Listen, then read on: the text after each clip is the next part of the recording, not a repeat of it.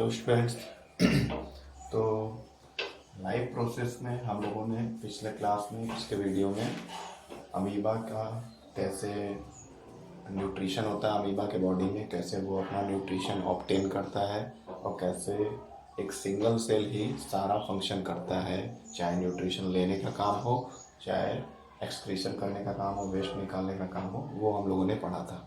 ठीक है, इसके बाद हम लोग ह्यूमन डाइजेस्टिव सिस्टम पढ़ेंगे जो हमारा मेन टॉपिक है। उससे बहुत सारे क्वेश्चन आते हैं, लेकिन उसके पहले कुछ 2-3 टॉपिक और हैं, उनको हम लोग डिस्कस करेंगे। ठीक है, तो सबसे पहले जो टॉपिक हमारा है वो है वेरीगेटेड लीव्स। ठीक है, वेरीगेटेड लीव्स क्या होते हैं? आप लोग देखे होंगे कि बहुत सारे ऑर्नामेंटल प्लांट्स होते हैं जो सजावट के लिए स्कूल, कॉलेज, घरों में लगाए जाते हैं। ऑर्नामेंटल प्लांट्स जो फ्लावरलेस होते हैं, उसमें फ्लावर नहीं होता, लेकिन उसकी लीव्स ही कई सारे रंगों की होती है। ग्रीन के अलावा बहुत सारे रंग की होती है, या फिर बहुत सारे ऐसे लीफ होते हैं जो स्पॉट वाले होते हैं, है ना।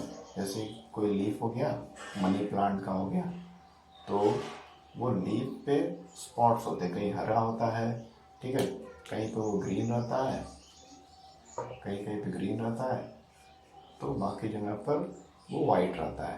ठीक, तो ऐसे लीव्स जो होते हैं जिनमें क्लोरोफिल जो है कुछ प्लेसेस पे पाया जाता है, कुछ प्लेसेस पे नहीं पाया जाता है, ऐसे लीव्स को वेरीगेटेड लीव्स बोलते हैं। ठीक है, तो ऐसे कई सारे ऑर्नामेंटल प्लांट्स में लीव्स आते हैं। ठीक है, अब इस लीव्स के बारे में क्यों पढ़ना है हमको? इस लीव में पढ़ना है कि क्या इसमें स्टार्च प्रेजेंट होता है या नहीं। ठीक है, क्योंकि इसमें कुछ लिमिटेड जगह पर ही क्लोरोफिल होता है, बाकी जगह पर ये जो लीफ होती है जो वाइट कलर या येलो कलर कुछ और कलर की होती है, ग्रीन नहीं होती है। कुछ कुछ स्पॉट्स पे बस ग्रीन होती है। तो हमको यही फाइंड आउट करना है यहाँ पर कि क्या इसमें स्टार्च होता है। अगर स्टार्च होता है तो क्या पूरे लीफ में होता है या कुछ पार्टिकुलर जगह पर होता है जहाँ पर ये हमको ग्रीन दिख रहा है लीफ। क्योंकि हम सभी जानते हैं कि फोटोसिंथेसिस के थ्रू जो प्रोडक्ट बनता है, फूड बनता है, स्टार्च बनता है या कार्बोहाइड्रेट बनता है, वो वहीं पे बनता है जहाँ पर ग्रीन क्लोरोफिल होता है ना। तो वही हमको चेक करना है। तो इसके लिए एक छोटी सी एक्टिविटी दी है आपके बुक में, जो आप पहले भी पढ़े होंगे, उसी को हम लोग को रिवाइज करना है। कि हम लोग एक लीफ लेंगे, ठीक है, 2 लीफ ले लेते हैं। ठीक, तो हम लोग क्या करेंगे, 2 लीफ ले लेंगे। ठीक है, 2 लीफ ले लेंगे। अब 2 लीफ ले लिए और दोनों लीफ पे क्या है कि ग्रीन स्पॉट्स थोड़े थोड़े हैं, यानी धब्बा जैसा है, कहीं कहीं पे ग्रीन है वो लीफ, बाकी जगह पे वाइट है। जैसे कि मान लेते हैं मनी प्लांट। ठीक, तो जहाँ पर ग्रीन है वहाँ पे तो फोटोसिंथेसिस होगा, और फोटोसिंथेसिस होगा तो कार्बोहाइड्रेट, स्टार्च वगैरह बनेगा। तो स्टार्च के टेस्ट के लिए आप छोटे क्लासेस में पढ़े होंगे, आयोडीन टेस्ट किया जाता है। कौन सा टेस्ट?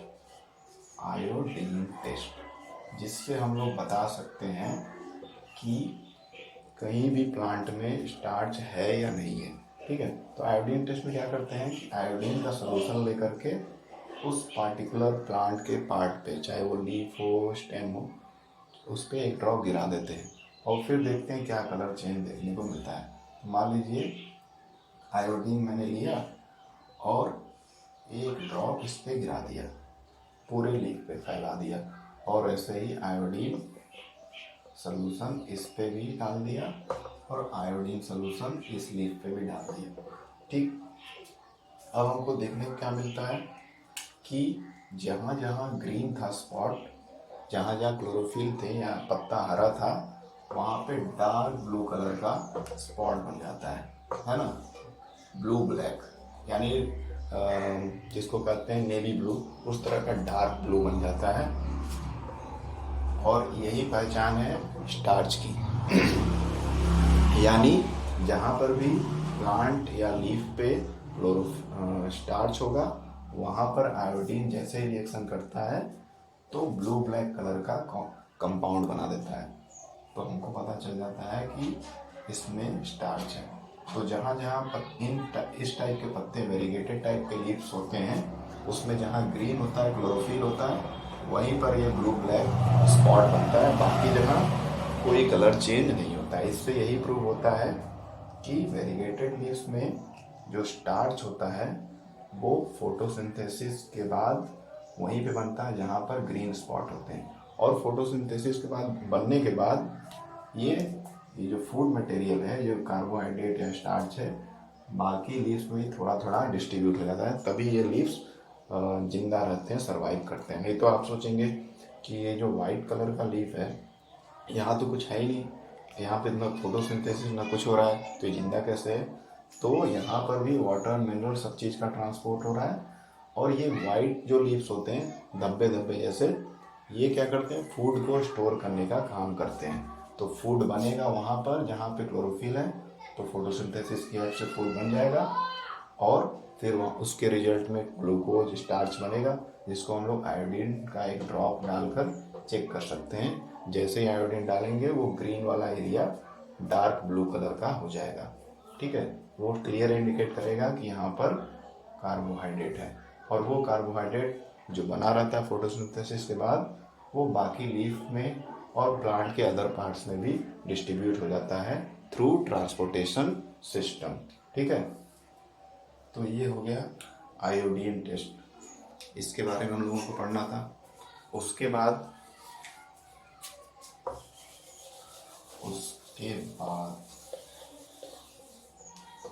वेरीगेटेड लीव्स का हो गया, एक्सपेरिमेंट सिंपल सा है।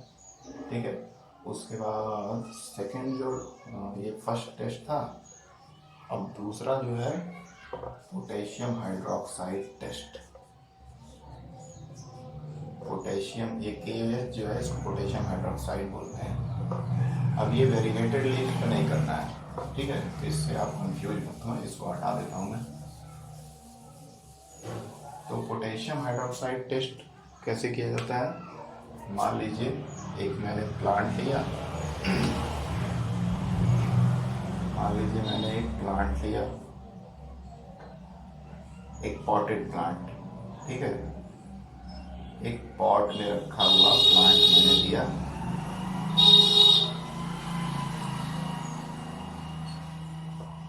ठीक है, एक पॉटेड प्लांट लिया। एक्चुअली एक ही जैसे दो प्लांट मैंने लिया। तो गमले में लगा हुआ छोटा सा पौधा मैंने ले लिया। ठीक है, और उसके बाद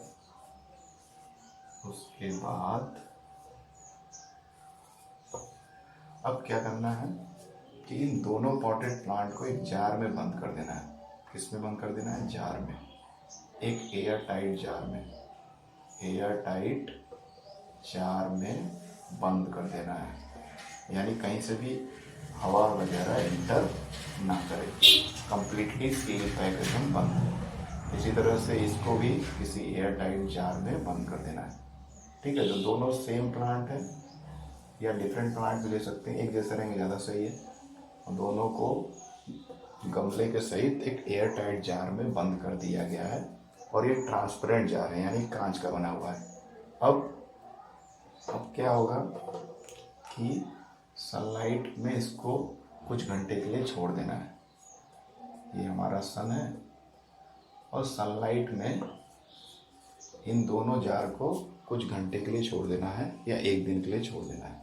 ठीक, साथ ही साथ ये भी ध्यान देना है कि इस कंटेनर में एक प्लेट में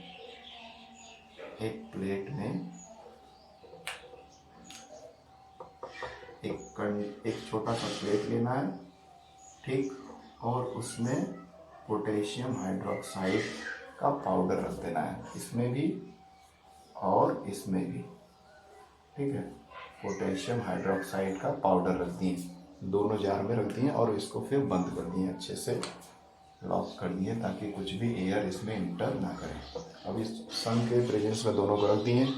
ठीक, अब अब क्या होगा, नॉर्मल फोटोसिंथेसिस प्लांट करेगा, सन का लाइट मिल रहा है इसको, ठीक है, और इसके अंदर जो भी CO2 बंद होगा वो होगा, और इस मॉइस्ट सॉयल है यानी मिट्टी में थोड़ी नमी है, यानी वाटर मिल रहा है, मिनरल मिल रहा है, क्लोरोफिल इसके लीव्स में है ही, और सनलाइट आ ही रहा है, सारा प्रोसेस मतलब सारे फैक्टर्स अवेलेबल हैं। अब ये फोटोसिंथेसिस नॉर्मली करेगा। अब जब फोटोसिंथेसिस करेगा तो फोटोसिंथेसिस के दौरान इसके अंदर जो CO2 है, ये जार के अंदर जो CO2 है वो क्या होगा, वो CO2 इस पोटेशियम हाइड्रोक्साइड से रिएक्ट कर जाएगा। जितना भी CO2 है, जैसे जैसे हीट बढ़ेगा तो ज़रूरी नहीं कि केवल ऑक्सीजन ही प्रोड्यूस होता है, एक्स्ट्रा जो वेस्ट मटेरियल के रूप में CO2 है वो भी प्रोड्यूस होगा।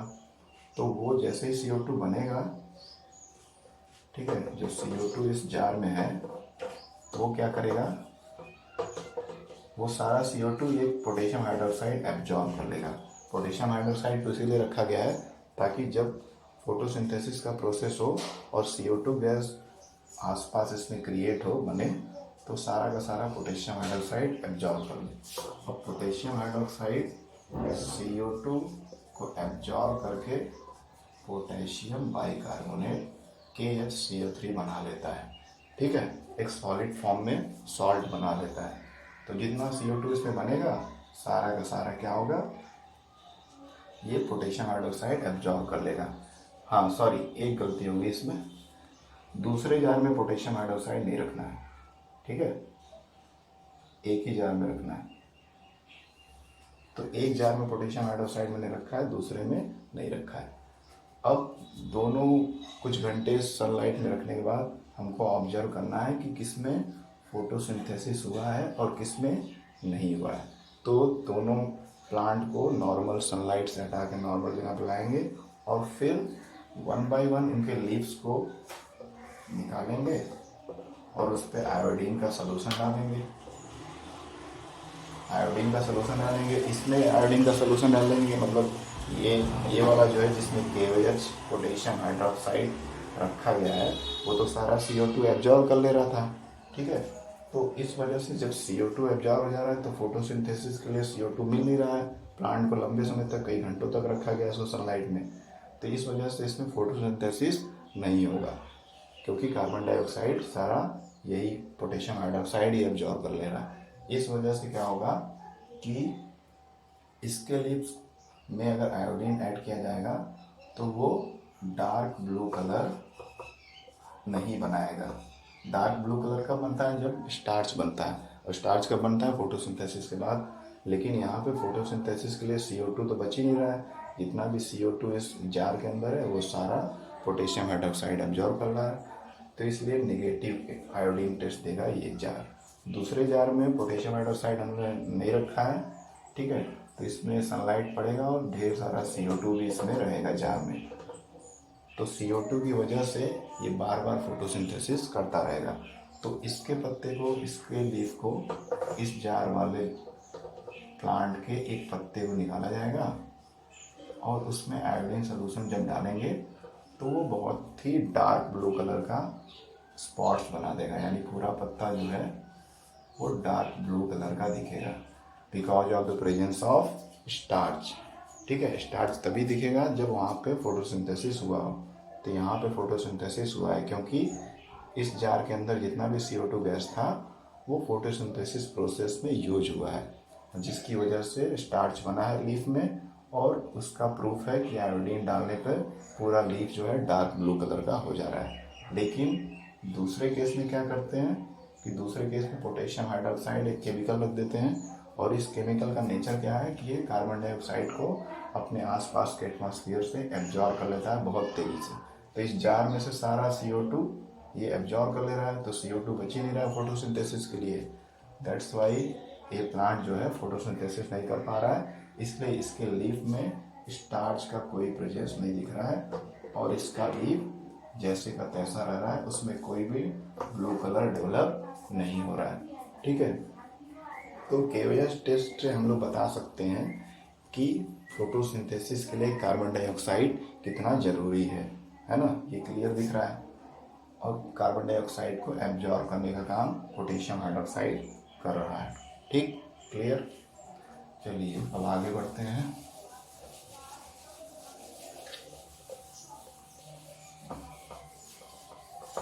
अब आगे हमारा जो नेक्स्ट टॉपिक है वो है स्टोमेटा।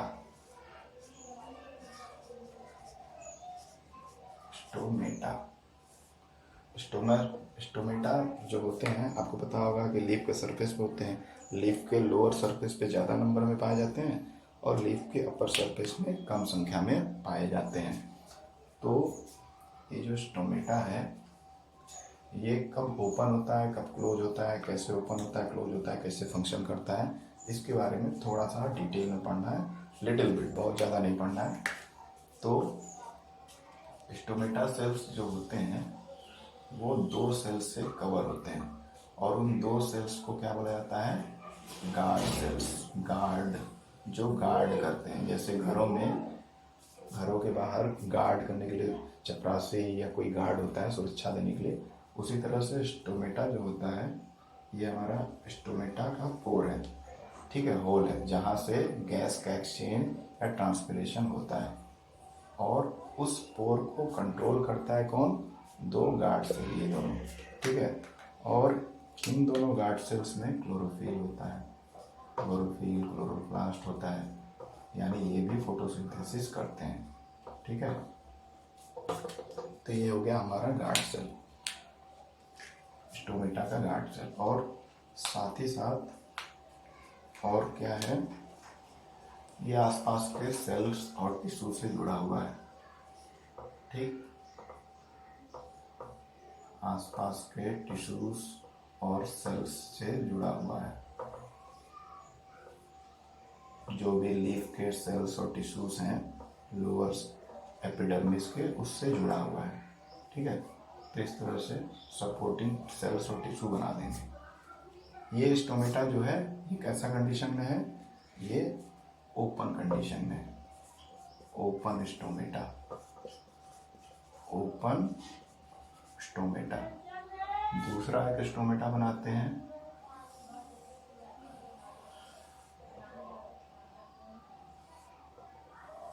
दूसरा स्टोमेटा बना रहे हैं जो ऑलमोस्ट क्लोज्ड है, ये क्लोज है। ठीक है, तो ये स्टोमेटा पूरी तरह से क्लोज्ड है, बंद है। इसमें क्लोरोप्लास्ट वगैरह है और ये लोअर एपिडर्मिस के सेल्स हैं आसपास इसके लगे हुए गार्ड सेल्स के, जो इसको सपोर्ट देते हैं। ठीक, तो ये एपिडर्मिस के सेल्स इसके चारों तरफ हैं। ऐसे सैकड़ों हजारों की संख्या में स्टोमेटा होते हैं। तो ये स्टोमेटा ओपन है और ये स्टोमेटा क्लोज्ड है, क्लोज्ड स्टोमेटा।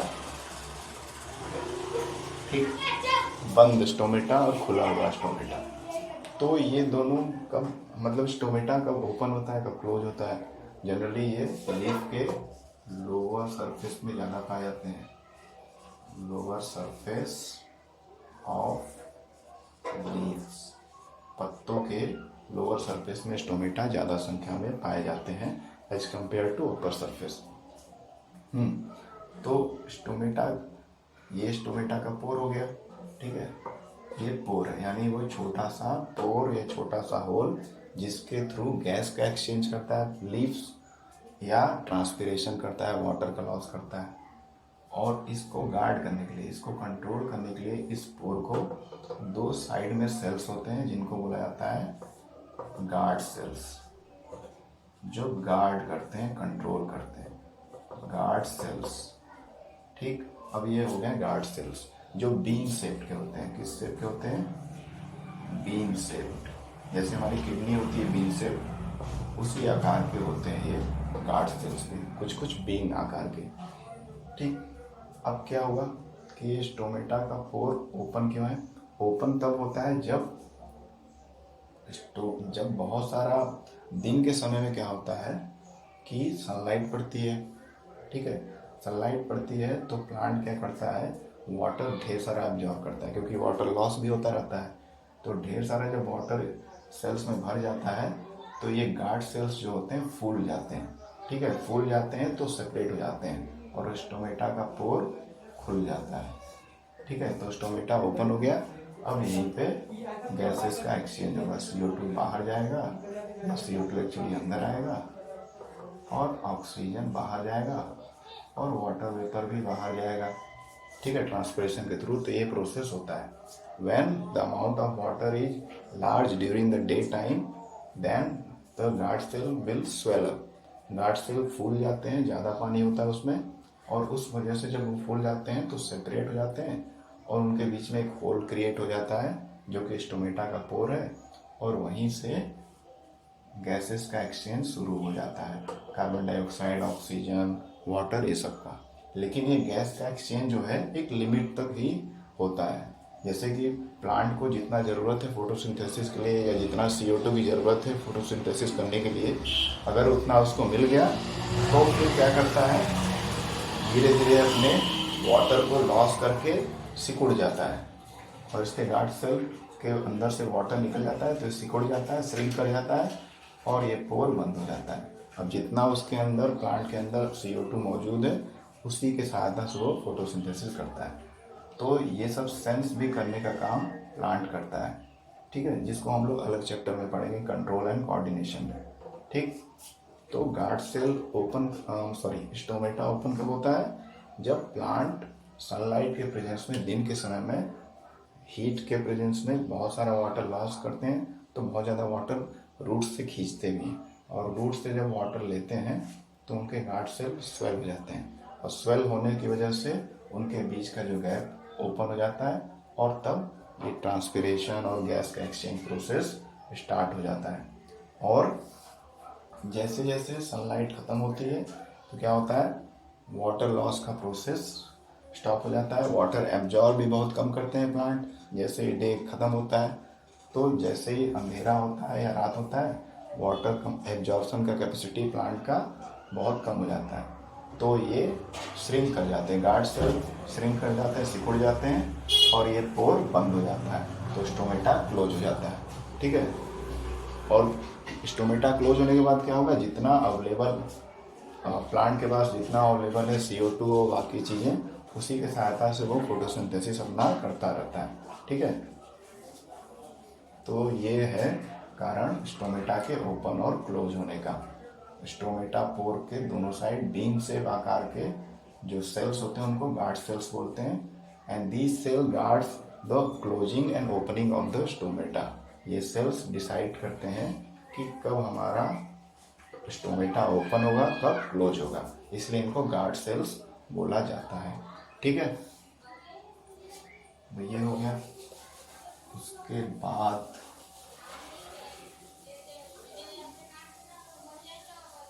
तो ये कुछ छोटी चीजें छूट गई थी। अब उसके बाद हम लोग आगे बढ़ेंगे और आएंगे ह्यूमन डाइजेस्टिव सिस्टम पे, जो ज़्यादा इम्पोर्टेंट है, उसको हम लोग को समझना है। ठीक है, human digestive system, human digestive system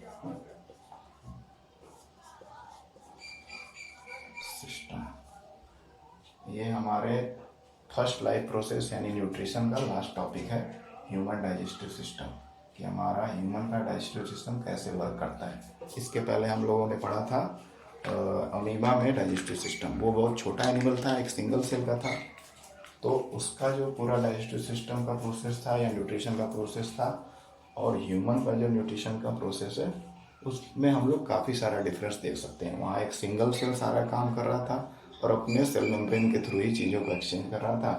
यहाँ पे बहुत सारे सिस्टम होते हैं, डाइजेस्टिव सिस्टम, रेस्पिरेटरी सिस्टम, बाकी सिस्टम, तो एक सिस्टम के थ्रू सारा प्रोसेस होता है। तो ये चीज़ें हमको समझ में आ जाएंगी कि एक सेल और एक बॉडी में जो प्रोसेस होता है उसमें क्या डिफरेंस होते हैं। प्रोसेस तो सेम है, उसमें जो प्रोसेस करने का तरीका होता है उसमें काफ़ी डिफरेंस हमको देखने को मिलेंगे। यहाँ एक पूरा सिस्टम है उस प्रोसेस को करने के लिए, और जो यूनिसेलुलर ऑर्गेनिज्म अमीबा था वहाँ पर एक सेल ही था जो सारे फंक्शन को जैसे तैसे एडजस्ट कर रहा था, वहाँ कोई ऑर्गन नहीं था। तो ह्यूमन डाइजेस्टिव सिस्टम को जानने से पहले इसको समझने के लिए हमको इसको ड्रॉ करना पड़ेगा।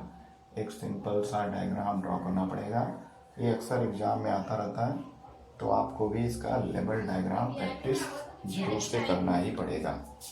तो चलिए ड्रॉ करने का ट्राई करते हैं कि अच्छा ऐसा डायग्राम बन जाए।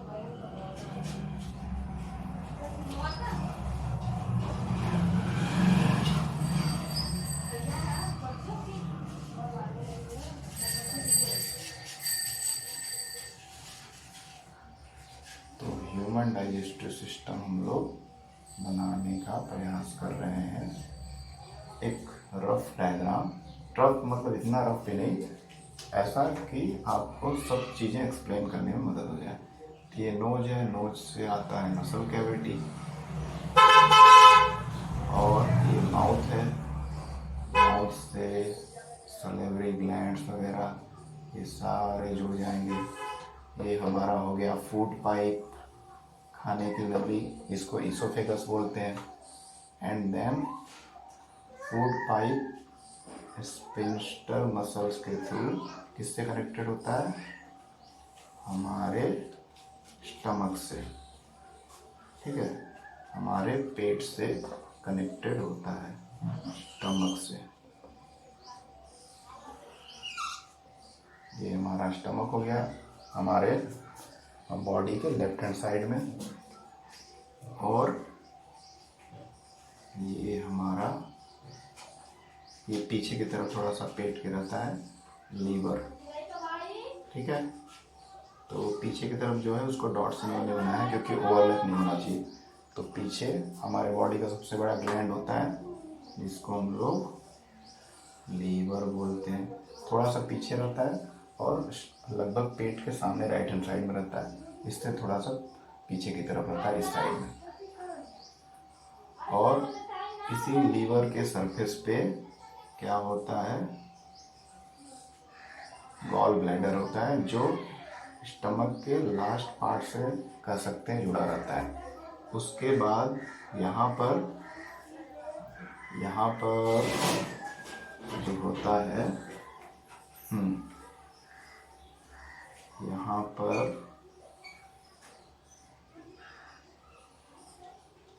पैंक्रियास, लीफ लाइक स्ट्रक्चर, थोड़ा सा लीफ जैसा ही रहता है, मस्कुलर लीफ जैसा रहता है, लीफ नहीं कर सकते लेकिन लीफ लाइक बोला जाता है उसको। तो लीफ लाइक स्ट्रक्चर जो होता है स्टमक के सबसे एंड पार्ट पे जुड़ा रहता है, ठीक है। अब उसके बाद यहाँ से क्या शुरू होता है? यहाँ से फिर लार्ज इंटेस्टाइन शुरू होता है, लार्ज इंटेस्टाइन शुरू होता है, लार्ज इंटेस्टाइन। ये हमारा एनस का पार्ट है, ये थोड़ा सा थिक होता है और इसके अंदर पतला ट्यूब लाइक स्ट्रक्चर जो होता है वो किसका होता है? हमारा स्मॉल इंटेस्टाइन का होता है, ठीक है। स्मॉल इंटेस्टाइन काफ़ी लंबा होता है, सकरा होता है। लार्ज इंटेस्टाइन थोड़ा चौड़ा होता है जैसा कि दिख रहा है। तो इसको, और क्वाइल्ड होता है, इसी में क्वाइल्ड रहता है, काफ़ी लंबा रहता है लेकिन कम जगह में एडजस्ट रहता है। इस तरह से आप बना सकते हैं इसको ट्यूबुलर स्ट्रक्चर, एक साथ इसको जोड़कर। इस तरह से इसमें एक डाइजेस्टिव सिस्टम का रफ डायग्राम जैसा हमने बना लिया, ठीक। अब इसी को हम लोग को समझना है 1 बाय 1 थोड़ा सा डिटेल में। तो ह्यूमन डाइजेस्टिव सिस्टम स्टार्ट कहाँ से होता है? हमारे माउथ से, ठीक है। तो ये हमारा क्या है? Buccal cavity, buccal cavity, buccal cavity को माउथ कैविटी भी बोलते हैं, ठीक। बक्कल कैविटी है, ये हमारा माउथ वाला कैविटी है। और उसके बाद ये हमारा क्या है? ईसोफेगस, ईसोफेगस, ईसोफेगस, जिसको कि फूड पाइप भी बोलते हैं, फूड पाइप, फूड पाइप, ठीक। और यहाँ पे स्पिंस्टर मसल होता है, यहाँ पे भी स्पिंस्टर मसल होता है। स्पिंस्टर मसल क्या होता है उसको हम लोग अभी समझेंगे। तो ये फूड पाइप हो गया, स्पिंस्टर मसल है। उसके बाद हमारा स्टमक है, ये हमारा स्टमक है, ये हमारा स्टमक है। ये लीवर को थोड़ा बड़ा बनाना है क्योंकि ये बॉडी का सबसे बड़ा ग्लैंड होता है, तो इसको थोड़ा सा बड़ा बना सकते हैं, ठीक है। ये हमारा लीवर है और लीवर के सरफेस पे ही रहता है गॉल ब्लैडर, तो ये हमारा गॉल ब्लैडर है, ठीक है। गॉल ब्लैडर हो गया, गॉल ब्लैडर कनेक्टेड रहता है हमारे स्टमक से, ठीक है। और यहाँ पे पैंक्रियाज कनेक्टेड रहता है हमारे स्टमक के लास्ट पार्ट से। ये जो लीफ लाइक स्ट्रक्चर है ये हमारा है पैंक्रियाज, पैंक्रियाज, ठीक। और ये थिक और कर्व्ड स्ट्रक्चर जो है ट्यूब लाइक स्ट्रक्चर, ये क्या हमारा है लार्ज इंटेस्टाइन, लार्ज इंटेस्टाइन। और ये जो पतला पतला ट्यूब लाइक स्ट्रक्चर इसमें है जो एक दूसरे से एकदम क्वाइल्ड है, मिक्सअप है, बहुत ज़्यादा लंबा है इसलिए कम जगह में एडजस्ट है, ये हमारा है स्मॉल इंटेस्टाइन, इंटेस्टाइन। यहाँ पर अपेंडिक्स होता है, ठीक है, अपेंडिक्स, अपेंडिक्स। और ये हमारा है एनस, ठीक है, ये हमारा एनस है। तो ओवरऑल ये सारे मेन पार्ट्स हो गए। अब इसके बारे में, हर एक के बारे में थोड़ा थोड़ा डिटेल में हमको समझना है। इसको और अच्छा बना सकते हैं प्रैक्टिस करके डायग्राम को, ठीक है। ये तो वन टाइम प्रैक्टिस से ऐसे ही बना है डायरेक्ट। चलिए तो स्टार्ट करते हैं। सबसे पहले माउथ कैविटी से। पहला जो है माउथ कैविटी, माउथ कैविटी यानी बकल कैविटी, बकल कैविटी। अब ये बकल कैविटी काम क्या करता है? बकल कैविटी में होता है टीथ, ठीक है, दांत होते हैं, टीथ होता है। और ये जो दांत होते हैं हमारे वो कैसे होते हैं?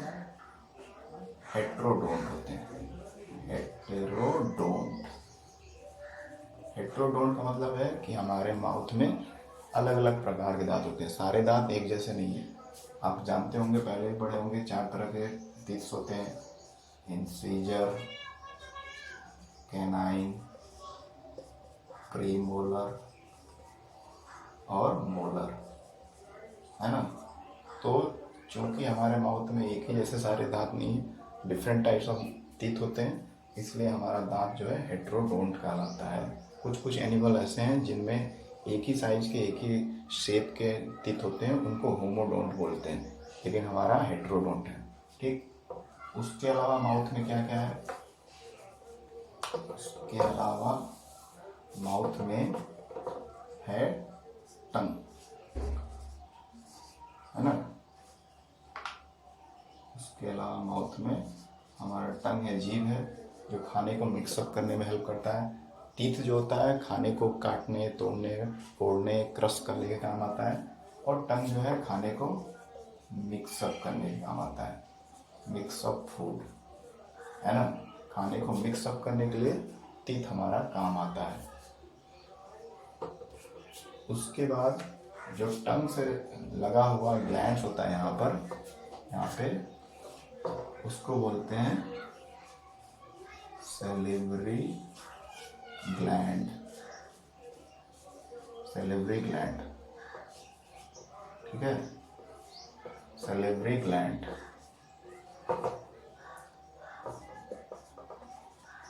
Salivary gland. सलेवरी ग्लैंड का काम क्या होता है?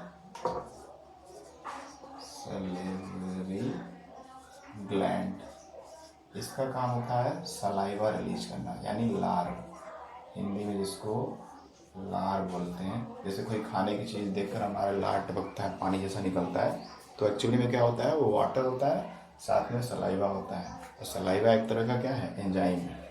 अब सलाइवा का जो एंजाइमेटिक नेम है, जो साइंटिफिक नेम है, सलाइवा में कौन सा एंजाइम होता है? अल्फा अमाइलेज, या फिर उसका दूसरा नाम है टाइलिन। टाइलिन, ठीक है, इसमें पी साइलेंट है। तो सलाइवा में जो एंजाइम होता है उसको अल्फा अमाइलेज या टाइलिन बोलते हैं। अब ये अल्फा अमाइलेज या टाइलिन जो है वो क्या काम करता है?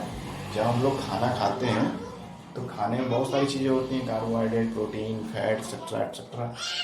तो खाने में जितना भी स्टार्च होता है उसको ये डाइजेस्ट कर देता है माउथ में ही, मतलब पेट में जाने से पहले ही। स्टार्च अगर हम लोग खा रहे हैं, हमारे खाने में स्टार्च है, तो वो बहुत तेज़ी से ब्रेक होता है और डाइजेस्ट हो जाता है, ठीक है।